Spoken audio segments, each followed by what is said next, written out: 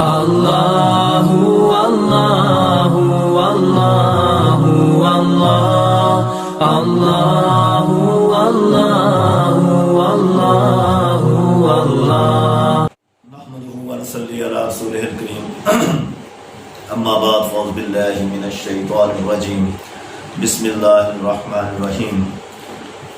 محترم ناظرین السلام علیکم. آج میں ایک بڑا پرسوگ ٹاپک لے کے آپ کی خدمت میں حاضر ہوا ہوں.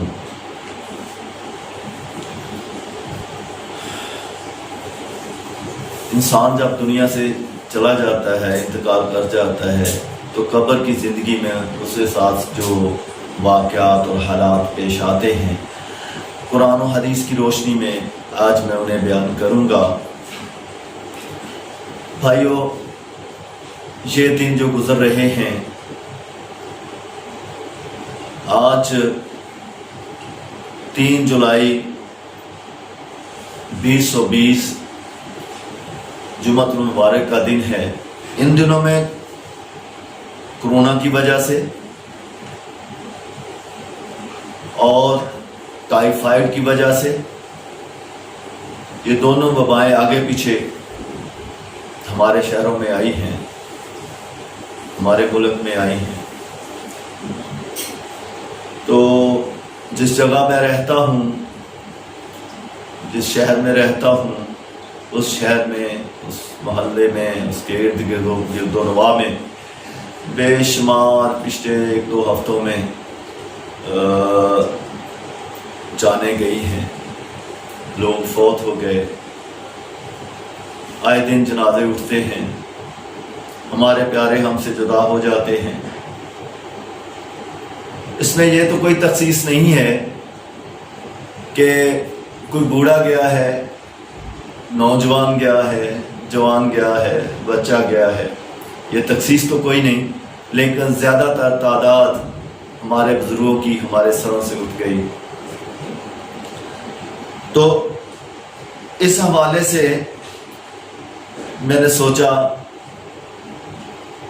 کہ میں قبر کی زندگی کے جو حالات و واقعات احادیث میں ہیں ان کو اکٹھا کروں اور آپ لوگوں کی خدمت میں پیش کروں.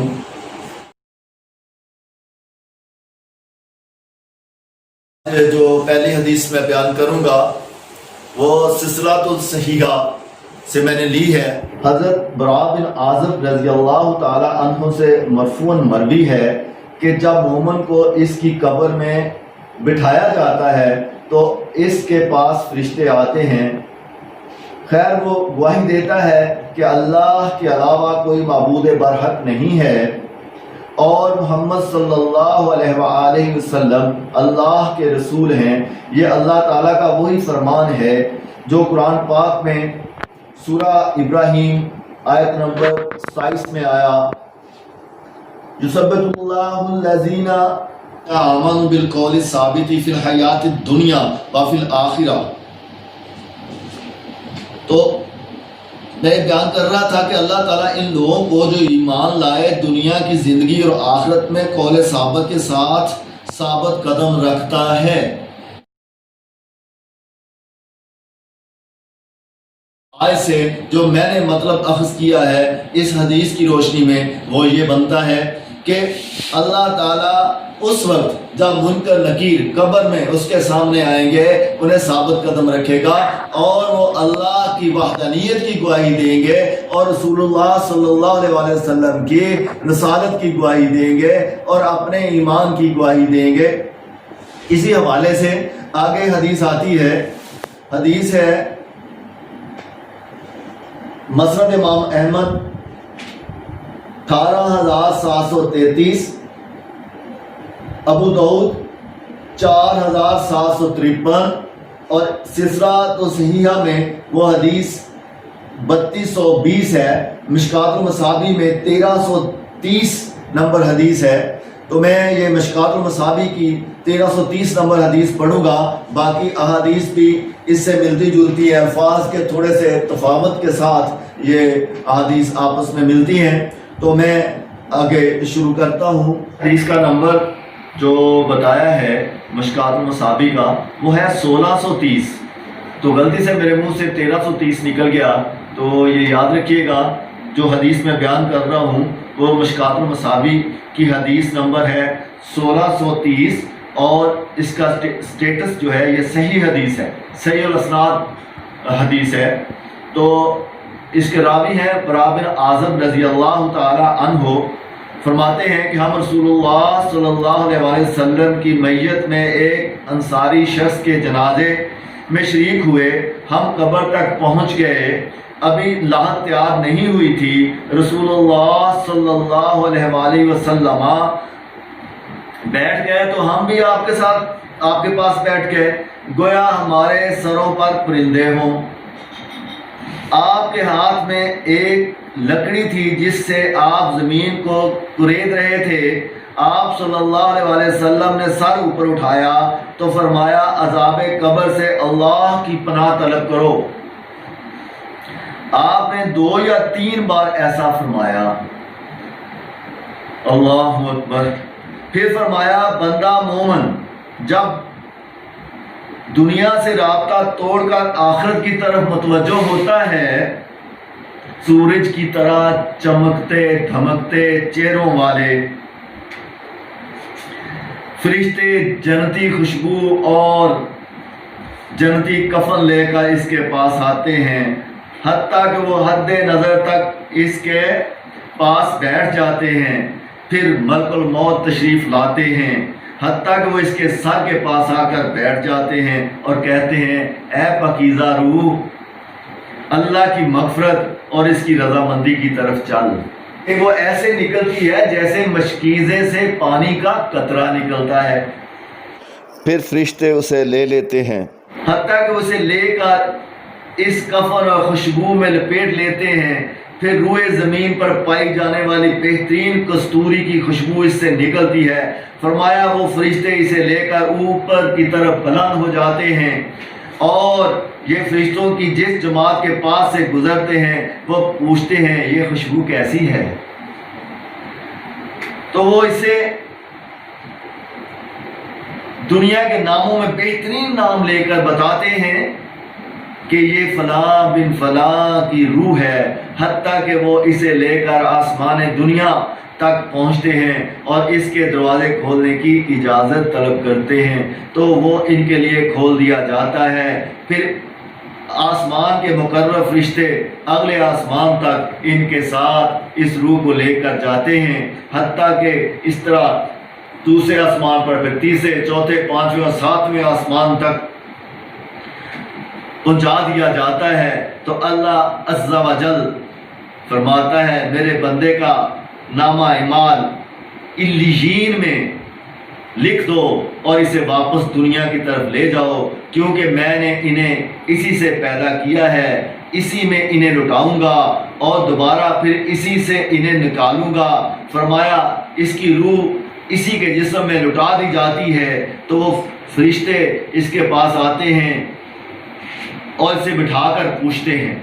بھائیو یہاں وضاحت کر دو، اس وقت تک جو فوت ہونے والا ہے اس کا جنازہ ہو چکا ہوتا ہے، اسے قبر میں دفنا دیا جاتا ہے، تو جب یہ اللہ کا حکم ہوتا ہے کہ واپس اسے لے جاؤ اور اس کے جسم میں داخل کر دو، تو اس وقت جسم قبر میں دفنایا جا چکا ہوتا ہے اور روح کو جسم میں داخل کر دیا جاتا ہے۔ پھر اس کے پاس 2 فرشتے آتے ہیں جو سوال کرتے ہیں، یعنی اسے اٹھا کر بٹھاتے ہیں اور سوال کرتے ہیں تیرا رب کون ہے؟ تو وہ کہتا ہے میرا رب اللہ ہے۔ پھر وہ اس سے پوچھتے ہیں تیرا دین کیا ہے؟ وہ کہتا ہے میرا دین اسلام ہے۔ پھر وہ پوچھتے ہیں یہ آدمی جو تم میں مبعوث کیا گیا کون ہے؟ تو وہ کہتا ہے اللہ کے رسول صلی اللہ علیہ وآلہ وسلم ہیں۔ وہ پوچھتے ہیں تمہیں کیسے پتا چلا؟ وہ کہتا ہے میں نے اللہ کی کتاب پڑھی تو میں اس پر ایمان لایا، اس کی تصدیق کی، پس آسمان سے آواز آتی ہے میرے بندے نے سچ کہا، اس لیے جنتی بچھونا بچھا دیا جائے۔ اور اسے جنتی لباس پہنا دیا جائے، جنت کی طرف سے دروازہ کھول دیا جائے۔ فرمایا وہاں سے ہوا کے جھونکے اور خوشبو اس کے پاس آتی ہے اور حد نظر تک اس کی قبر کو کشادہ کر دیا جاتا ہے۔ خوبصورت چہرے، خوبصورت لباس اور خوبصورت خوشبو والا ایک شخص اس کے پاس آتا ہے تو وہ کہتا ہے اس چیز سے خوش ہو جا جو چیز تجھے خوش کر دے، یہ وہ دن ہے جس کا تجھ سے وعدہ کیا جاتا تھا۔ تو وہ اس سے پوچھتا ہے تو کون ہے بھائی؟ تیرا چہرہ اتنا روشن کیوں ہے؟ تیرا چہرہ اتنا بھلائی والا کیوں ہے؟ وہ جواب دیتا ہے میں تیرا عمل صالح ہوں، میں تیرا عمل صالح ہوں۔ یہاں میں اس حدیث کو تھوڑی دیر کے لیے روکتا ہوں۔ حضور صلی اللہ علیہ وسلم نے فرمایا، آپ کی حدیث میں ہے کہ دنیا میں ہر شخص کے 3 دوست ہیں، 3 ساتھی۔ ایک وہ جب وہ مرتا ہے تو اسے فوراً چھوڑ دیتا ہے، دوسرا وہ جو اسے کفن دفن پہناتا ہے، جنازہ لے کے جاتا ہے اور قبر میں لاحد میں اتارتا ہے، دفناتا ہے، جنازہ پڑھتا ہے، لاحد میں اتارتا ہے اور پھر اس کو دفناتا ہے، پھر آخر میں دعا کرتا ہے اور چھوڑ کے واپس آ جاتا ہے۔ ایک تیسرا اس کا ساتھی ہے جو قبر میں بھی اس کے ساتھ رہتا ہے۔ تو صحابہ سے پوچھا آپ بتاؤ ان میں سے کون سچا ساتھ دینے والا ساتھی ہے؟ تو صحابہ رضوان اللہ اجمعین نے عرض کیا یا رسول اللہ صلی اللہ علیہ وسلم وہی سچا اور ساتھ دینے والا ساتھی ہوا جو قبر میں ساتھ رہ گیا۔ تو آپ نے فرمایا یہ اس کے اعمال صالح ہیں، یہ اس کے اعمال صالح ہیں۔ تو یہی اعمال صالح جو ہیں یہ ایک ابھی جو میں نے بیان کیا وہ خوبصورت چہرے والا، بھلائی والا چہرہ وہ اس کے سامنے آتا ہے تو وہ اسے اپنا تعارف کراتا ہے۔ جب وہ پوچھتا ہے کہ بھئی آپ کون ہیں بھائی، تو وہ کہتا ہے میں تیرا عمل صالح ہوں، میں تیرا عمل صالح ہوں۔ اور بھائیو یہ عمل صالح کریں۔ اس دنیا میں جو محدود دنیا ہے، میرے دوستوں، میرے بچوں، میرے بھائیوں، میرے بزرگوں، میری بہنوں، میری بیٹیوں، میری ماؤں، اس بات کو پلے باندھ لو جب آپ نے کلمہ پڑھا ہے لا الہ الا اللہ محمد الرسول اللہ، تو پھر اللہ کو ایک مانو، اللہ کی مان کا زندگی گزارو اور رسول اللہ صلی اللہ علیہ وسلم کے مبارک طریقے پر چلو۔ وہی طریقہ جو اللہ کے یہاں قابل قبول ہے، جو رسول اللہ صلی اللہ علیہ وسلم کا مبارک طریقہ ہے، جس پہ آپ نے عمل کر کے دکھایا، پریکٹیکلی لوگوں کے سامنے اس کا مظاہرہ کیا۔ اللہ اکبر۔ وہ کہتا ہے میرا رب قیامت قائم فرما، میرے رب قیامت قائم فرما، یعنی وہ اتنا خوش ہوتا ہے کہ کہتا ہے رب قیامت قائم فرما۔ یہاں پر ایک حدیث ہے، انہی حدیث میں جو میں نے نمبر بتائے ہیں انہی میں سے ایک حدیث میں ہے کہ سلسلۃ الصحیحہ کی حدیث ہے کہ جس میں یہ بھی آیا ہے کہ جیسے ہی وہ فرشتہ جیسے ہی وہ آدمی قبر میں فرشتوں کے جواب دے لیتا ہے اور اس کے لیے تحت نگاہ قبر وسیع ہو جاتی ہے، جنت کی طرف سے دروازہ کھول لیا جاتا ہے، تو وہ اپنے اس خوبصورت مقام کو دیکھ کے فرشتوں کو کہتا ہے مجھے جانے کی اجازت دو، ذرا میں اپنے رشتے داروں کو جو پیچھے چھوڑ آیا ہوں ان کو بتا کے آؤں کہ میں کیسے محل میں رہ رہا ہوں، میرے لیے مقام کیسا اچھا ہے۔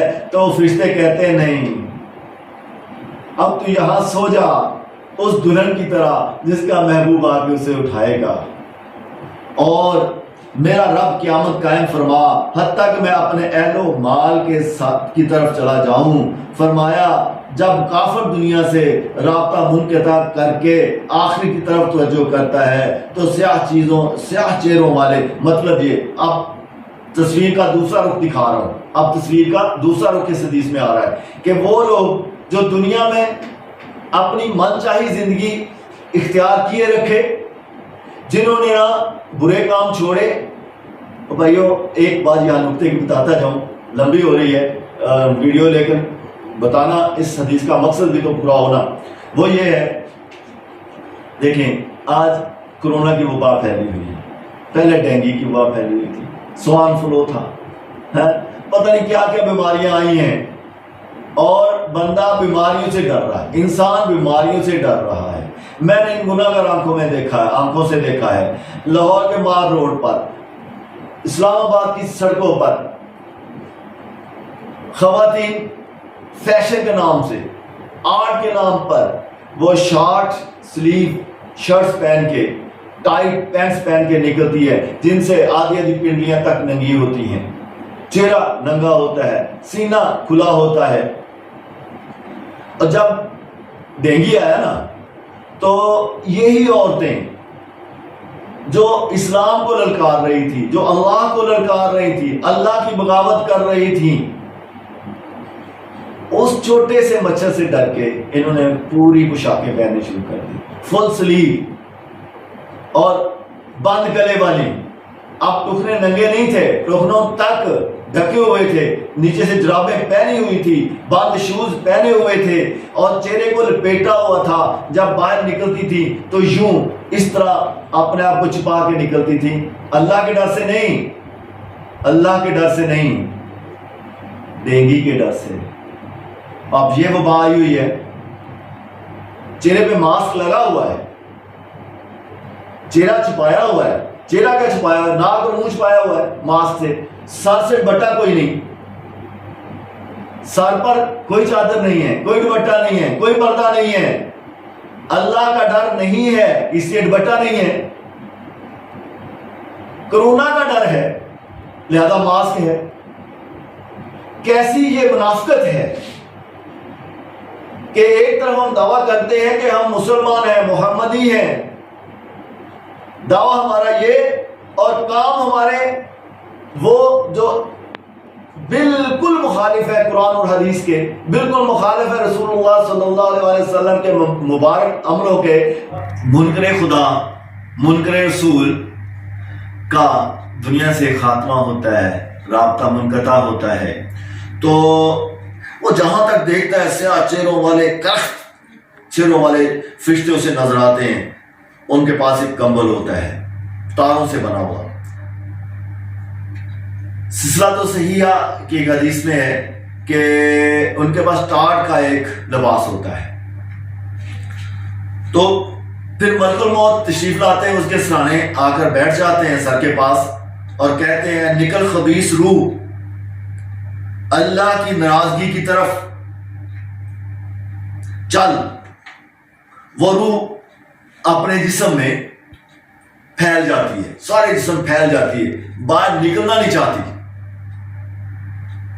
تو حضرت اسرائیل علیہ السلام اس طرح اسے کھینچ کے نکالتے ہیں جیسے روئی گیلی ہو اور اس میں ایک لوہے کی سلاخ ہو، تو جب اس کو سلاخ کو نکالا جاتا ہے تو روئی اس کے ساتھ چمٹی ہوئی ہوتی ہے، بڑی مشکل سے صاف کر کے سلاخ کو نکالا جاتا ہے، تو یوں وہ جسم میں سے روح کو کھینچ کے نکالتے ہیں، اور جیسے ہی وہ نکالتے ہیں اس خبیث روح کو، تو فرشتے اسے فوراً اچک لیتے ہیں اور اسے اس چادر میں لپیٹ لیتے ہیں جس کی بو ہر طرف پھیل جاتی ہے۔ اللہ اکبر، اس سے بو ایسے آتی ہے جیسے کوئی مردار مرا ہوا ہو زمین پر، اس سے بو آتی ہے، اس طرح اس کی روح سے بو آئے گی۔ اور اسے لے کر اوپر چڑھتے ہیں تو فرشتوں کی جس جماعت کے پاس سے گزرتے ہیں وہ پوچھتے ہیں یہ کیسی خبیث روح ہے؟ وہ کہتے ہیں فلاں بن فلاں کی، اور وہ اس کا دنیا کا انتہائی قبیح برا نام لے کر مخاطب کرتے ہیں، حتیٰ کہ اسے آسمان دنیا تک لے جایا جاتا ہے، اس کے لیے دروازہ کھولنے کی درخواست کی جاتی ہے تو اس کے لیے دروازہ نہیں کھولا جاتا۔ پھر رسول اللہ صلی اللہ علیہ وسلم نے یہ آیت تلاوت فرمائی جس کا ترجمہ ہے ان کے لیے آسمان کے دروازے نہیں کھولے جائیں گے اور وہ جنت میں بھی داخل نہیں ہوں گے حتیٰ کہ اونٹ سوئی کے سوراخ میں سے گزر جائے۔ اللہ عز و جل فرماتا ہے اس کی کتاب کی اس کی کتاب کو سب سے نچلی زمین میں سجین میں لکھ دو، پھر اس کی روح کو شدت کے ساتھ پھینک دیا جاتا ہے۔ پھر آپ صلی اللہ علیہ وسلم یہ آیت تلاوت فرما دی، جو شخص اللہ کے ساتھ شرک کرتا ہے تو گویا وہ آسمان سے گر پڑتا ہے، تو اب پرندے اسے اچک لیں یا ہوا اسے کسی دور جگہ پر پھینک دے، اس کی روح اس کے جسم میں لٹا دی جاتی ہے، اور دو فرشتے اس کے پاس آتے ہیں، اس سے پوچھتے ہیں تیرا رب کون ہے؟ وہ حیرت زدہ ہو کر کہتا ہے میں نہیں جانتا، میں نہیں جانتا۔ پھر وہ اس سے پوچھتے ہیں تیرا دین کیا ہے؟ تو وہ حیرت زدہ ہو کر کہتا ہے ہائے افسوس میں نہیں جانتا۔ ایک روایت میں آتا ہے کہ وہ بتانا چاہتا ہے لیکن اس کی زبان سے نکلتا نہیں ہے۔ پھر وہ پوچھتے ہیں یہ شخص جو تم میں مبعوث کیا گیا کون ہے؟ وہ کہتا ہے ہائے افسوس میں نہیں جانتا۔ آسمان سے آواز آتی ہے اس نے جھوٹ بولا، اس کے لیے جہنم سے بچھونا بچھا دو، اس کے لیے جہنم کی طرف سے ایک دروازہ کھول دو، وہاں سے گرمی اور گرم ہوا اسے آتی رہے گی، اس کی قبر کو اس قدر تنگ کر دیا جائے گا کہ اس کی پسلیاں ایک دوسرے کے اندر اس طرح دھنس جائیں گی۔ اس طرح وہ ایک کبھی چہرے والا شخص کبھی لباس اور انتہائی بدبودار حالت میں اس کے پاس آئے گا اور اسے کہے گا تمہیں ایسی چیزوں کی خوشخبری ہو جو تمہیں غم زدہ کر دیں۔ وہ کیا کون ہوگا؟ بھائیو اس کے اعمال بد ہوں گے جو ایک شخص کی شکل میں، بدبودار انسان کی شکل میں، انتہائی کبھی چہرے والا بن کے اس کے سامنے آئے گا اور اسے وہ تانا دے گا کہ تجھے خوشخبری ہو۔ کس چیز کی؟ کہ ایسے حالات تجھ پر آئیں گے جو تجھے غم زدہ کر دیں۔ تیرا وہ دن جس کا تجھ سے وعدہ کیا جاتا تھا، وہ پوچھے گا کون ہے اور تو کون ہے؟ تیرے چہرے سے کسی خیر کی توقع نہیں ہے۔ اللہ اکبر۔ وہ جواب دے گا میں تیرا خبیث عمل ہوں، تو وہ کہے گا میرے رب قیامت قائم نہ کرنا۔ ایک دوسری روایت میں بھی اس طرح ہے، لیکن اس میں یہ اضافہ ہے جب اس مومن کی روح نکلتی ہے تو زمین و آسمان کے مابین اور آسمان کے تمام فرشتے اس کے لیے رحمت کی دعا طلب کرتے ہیں، اس کے لیے آسمان کے دروازے کھول دیے جاتے ہیں، ہر دروازے والے اللہ سے دعا کرتے ہیں کہ اس کی روح ان کی طرف سے بلند کی جائے، اور اس یعنی کافر کی روح رگوں سمیت کھینچ لی جاتی ہے۔ کافر کی روح رگوں سمیت کھینچ لی جاتی ہے۔ اللہ اکبر۔ اور اس یعنی کافر کی روح رگوں سمیت کھینچ لی جاتی ہے، اور زمین اور آسمان کے مابین والے تمام فرشتے، آسمان والے تمام فرشتے اس پر لعنت کرتے ہیں۔ آسمان کے دروازے بند کر دیے جاتے ہیں، تمام دربان فرشتے اللہ سے دعا کرتے ہیں کہ اس کی روح کو ہماری طرف سے بلند نہ کیا جائے۔ میرے بھائیو دوستو، یہ وہ حالات ہیں جو قبر میں پیش آئیں گے، پیش آتے ہیں، کیونکہ یہ میرے رسول صلی اللہ علیہ وآلہ وسلم کا فرمان ذیشان ہے۔ وہ حق کے ساتھ آخر الزمان لا نبی بعدی، کہ وہ آخری پیغمبر ہیں اور ان کے بعد کوئی پیغمبر نہیں ہے، وہ ان کا قول ہے۔ یہ کیسے سچ نہیں ہو سکتا؟ دنیا میں میرا دیکھنا غلط ہو سکتا ہے، کانوں کا سننا غلط ہو سکتا ہے، زبان سے آواز کا بولنا غلط ہو سکتا ہے، میرا محسوس کرنا غلط ہو سکتا ہے، میرے حواس خمسہ غلطی کھا سکتے ہیں، غلطی کر سکتے ہیں، لیکن میرے رسول صلی اللہ علیہ وآلہ وسلم کا فرمان غلط نہیں ہو سکتا۔ میرے بھائیوں، ہمیں ان حالات سے واسطہ پڑنا ہے۔ قبر میں جلد یا بد دیر ہم نے قبر میں جانا ہے۔ اس کی عقل مند وہ ہے جو اپنے ابدی گھر میں جانے سے پہلے اس گھر کی تیاری کر لے۔ آؤ آج ہم اجتماعی طور پر، انفرادی طور پر اپنے سابقہ برے اعمال کی، گناہوں کی معافی مانگ لیں، کیونکہ اللہ تعالیٰ قرآن میں فرماتا ہے کہ اے نبی، ان اہل قریش سے کہہ دو جب انہوں نے کہا کہ اپنے رب کو اگر تو سچا ہے تیرا قرآن سچا ہے تو اپنے رب کو کہہ کہ وہ آسمان سے پتھروں کی بارش کرے یا ہمیں سخت عذاب دے، تو آپ صلی اللہ علیہ وسلم کی طرف سے اللہ نے قرآن میں ہی فرمایا کہ اے نبی صلی اللہ علیہ وسلم ان سے فرما دیجئے جب تک آپ ان میں موجود ہیں یہ اللہ کے شان نہیں ہے کہ ان کو عذاب دے۔ پھر اگلی آیت میں فرمایا اے رسول اللہ صلی اللہ علیہ وسلم ان کو فرما دیجئے کہ جب تک ان میں استغفار کرنے والے اللہ سے معافی مانگنے والے موجود ہیں تو ان پر عذاب نہیں آئے گا۔ تو میرے بھائیوں اللہ تعالیٰ سے معافی مانگ لیں، استغفار کر لیں، اللہ کو راضی کر لیں، اللہ کو منا لیں، انشاءاللہ ہماری آخرت بہتر ہو جائے گی۔ وما علینا الا البلاغ المبین۔